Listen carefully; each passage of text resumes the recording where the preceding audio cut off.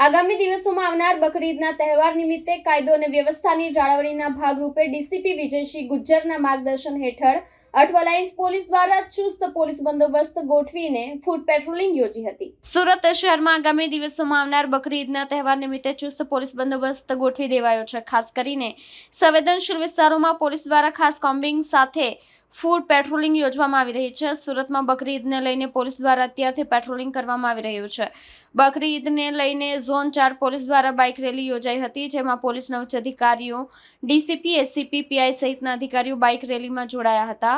બકરી ઈદને લઈને zone 4 police દ્વારા બાઇક રેલી યોજાઈ હતી। ડીસીપી, એસસીપી, પીઆઈ સહિતના અધિકારીઓ બાઇક રેલીમાં જોડાયા હતા। બકરી ઈદના તહેવારને લઈને 50થી વધુ પોલીસ કર્મીઓને સાથે રાખીને પેટ્રોલિંગ કરાયું હતું।